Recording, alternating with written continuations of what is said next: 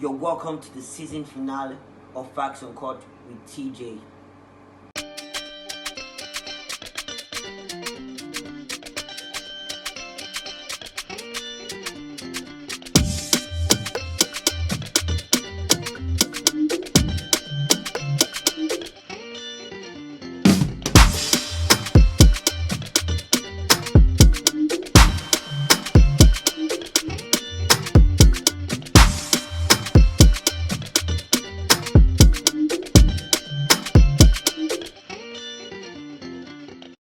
So as you all know, this is the 10th episode of this wonderful, sweet season.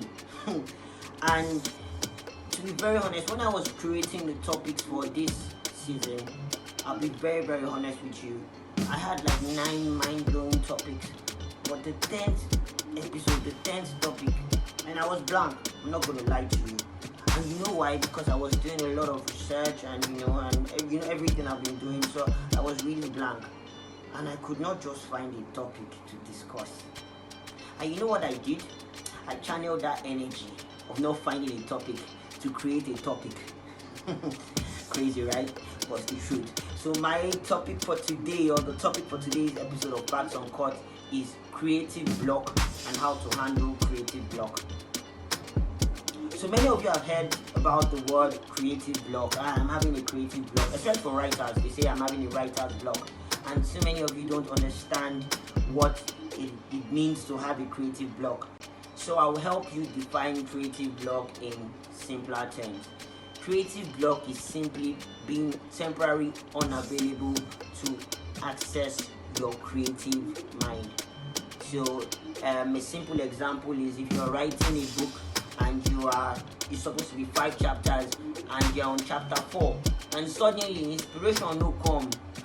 Do chapter 5. That is creative block, and that is what exactly happened to me when I was trying to create the 10th topic for this season. But you see what I did with it? I turned it to a topic. Yes, so that's creative block in simpler terms. Being temporarily unable to be creative. It is temporary. That's the key word. Creative block is temporary. So that's creative block. So how do you handle creative block?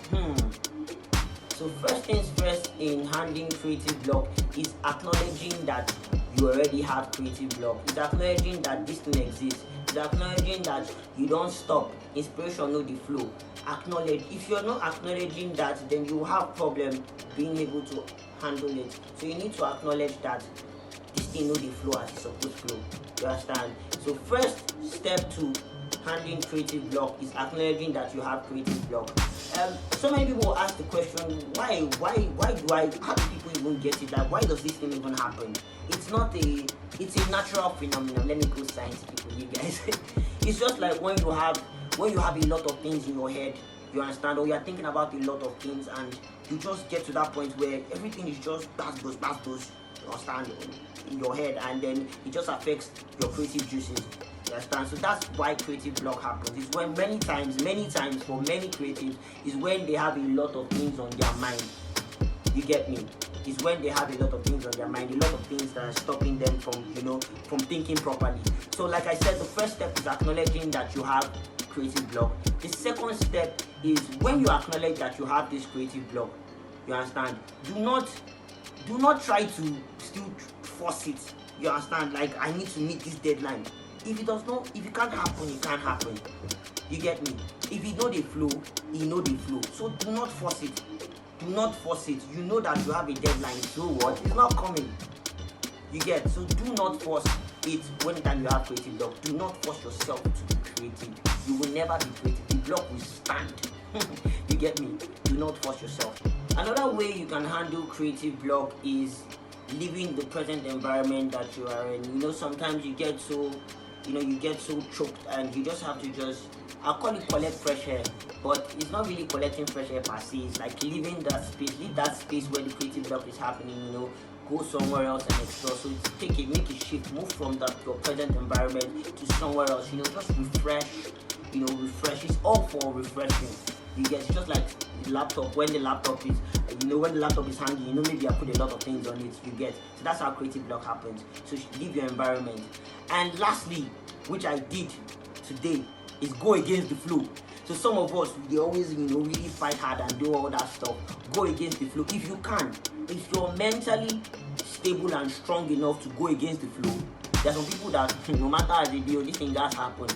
You get, if you know, say you get that kind of mind, go against the flow. Go against the flow.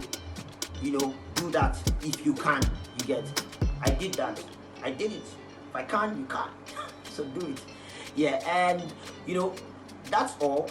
That's all, because like I said earlier on, I was experiencing creative block in this last episode.